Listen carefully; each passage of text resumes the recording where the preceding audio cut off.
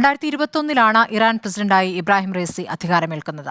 Iran പരമോന്നത നേതാവ് അയതൊള്ള അലി ഖമേനിയുടെ പിൻഗാമിയാകുമെന്നുവരെ കരുതിയ കരുത്തുറ്റ നേതാവായിരുന്നു റൈസി. സയ്യിദ് ഇബ്രാഹിം റൈസി അൽ സാദത്തി എന്നാണ് പൂർണ്ണ നാമധേയം. അത് ചുരുക്കിയാണ് റൈസി ആയത്. റൈസി എന്നാൽ തലവൻ എന്നർത്ഥം. ഇറാന്റെ പരമോന്നത നേതാവ് ആയത്തുല്ല ഖുമൈനിയുടെ വിശ്വസ്തൻ എന്നതാണ് റൈസിയുടെ സുപ്രധാന രാഷ്ട്രീയ മൂലധനം. ആയത്തുല്ല ഖുമൈനിയുടെ പിൻഗാമി എന്നുവരെ വിശേഷിപ്പിക്കപ്പെട്ടിട്ടുണ്ട്. അതേസമയം തീവ്ര യാഥാസ്ഥിതികൻ എന്നാണ് പാശ്ചാത്യ മാധ്യമങ്ങൾ നൽകിയ വിശേഷണം. 1960 ഡിസംബർ 14 ഖുറാസാൻ പ്രവിശ്യയിലെ മശ്ഹദിൽ ജനനം. പേർഷ്യൻ പുരോഹിത കുടുംബമായിരുന്നു റൈസിയുടേത്. മതപാഠശാല അധ്യാപകനായിരുന്ന പിതാവ് 5-ാം വയസ്സിൽ മരിച്ചു. റൈസിയുടെ വിദ്യാഭ്യാസവും ആ വഴിക്ക് തന്നെയായിരുന്നു. ഷിയ മുസ്ലിങ്ങളുടെ തീർത്ഥാടന നഗരങ്ങളിലൊന്നായ കുമിലെ ഒരു മതപാഠശാലയിൽ നിന്നാണ് പഠനം ആരംഭിച്ചത്. വിദ്യാർത്ഥിയായിരിക്കെ ആയത്തുള്ള ഖുമേനിയെ പിന്തുണയ്ക്കുന്ന ഹഖാനി ഗ്രൂപ്പിന്റെ ഭാഗമായി.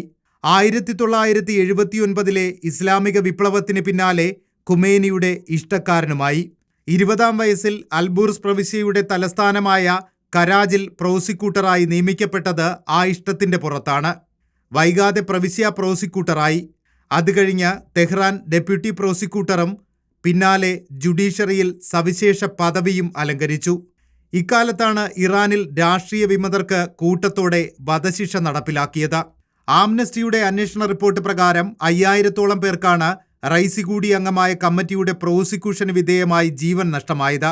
ഇതിന്റെ പേരിൽ പല രാജ്യങ്ങളും റൈസിക്ക് വിലക്കേർപ്പെടുത്തിയിരുന്നു. അതേസമയം മരണശിക്ഷ വിധിച്ചവരിൽ താനുണ്ടായിരുന്നില്ലെന്നാണ് ഇത് സംബന്ധിച്ച് റൈസി നൽകിയ വിശദീകരണം. 2017 ആദ്യമായി പ്രസിഡന്റ് പദവിയിലേക്ക് അംഗം കുറിച്ചെങ്കിലും പരാജയപ്പെട്ടു. 2019 ജുഡീഷ്യറി മേധാവി പദവിയും തേടിയെത്തിയ റൈസി 2 വർഷത്തിനു ശേഷം 2021 ജൂണിൽ 62% വോട്ട് നേടി പ്രസിഡന്റായി. അധ്യാപികയും എഴുത്തുകാരിയുമായ ജുമൈല സാദത്താണ് ഭാര്യ. 2 പെൺമക്കളുണ്ട്. Research desk reporter.